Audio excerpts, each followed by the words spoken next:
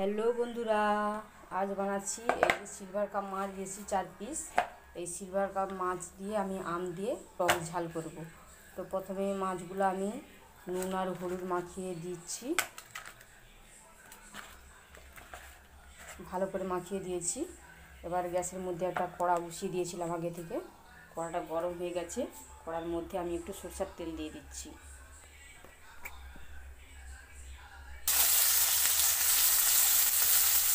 মাছটা দিয়ে দিয়েছি, মাছটা ততক্ষণ ভাজা হতে থাক। আমি আম কেটে নিচ্ছি আর একটু মশলা বানিয়ে নিচ্ছি। মাছটা এবার আমার হয়ে গেছে, আমি উল্টে দিচ্ছি। মাছটা আমার ভাজা হয়ে গেছে, আমি এবার মাছটা নামিয়ে নিচ্ছি।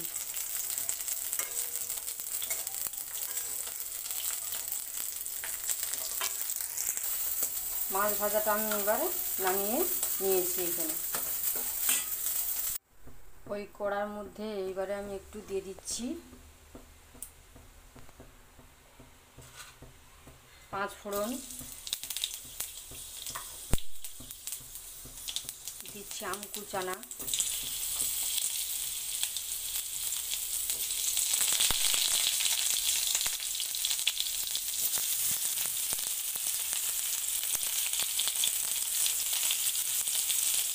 লবণ,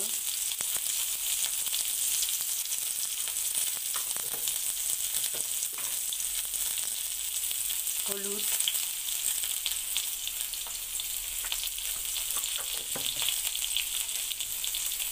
দিচ্ছি একটু লঙ্কা গুঁড়ি।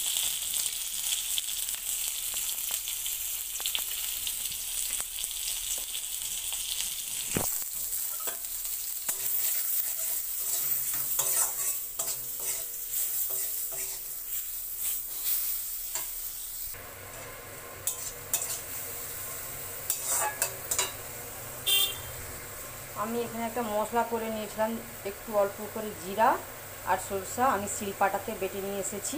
এইটা আমি এবারে দিয়ে দিচ্ছি।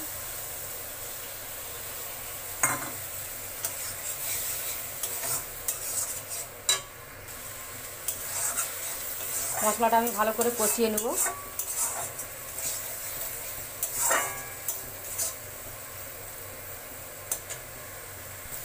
মশলাটা আমার ভালো করে কষা হয়ে গেছে, মশলা থেকে তেল ছেড়ে গেছে। এবার আমি এর মধ্যে জল দিয়ে দিচ্ছি একটু।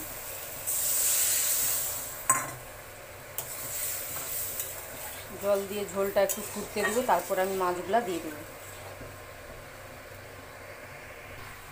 ঝোলটা ফুটে গেছে, আমি এবার মাছটা দিয়ে দিচ্ছি।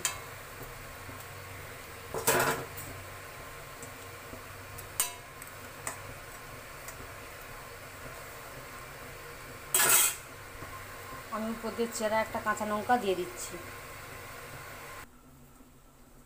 মাছের ঝালটা আমার রেডি হয়ে গেছে, আমি এবারে নামিয়ে নিচ্ছি। গ্যাসটা বন্ধ করে নামিয়ে দিলাম।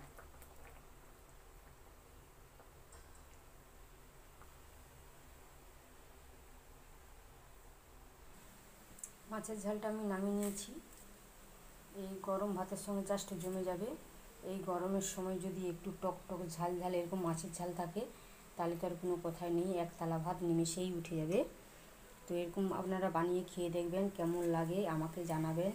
আমার সাথে থাকবেন, পাশে থাকবেন, আমাকে লাইক শেয়ার কমেন্ট করবেন। নমস্কার।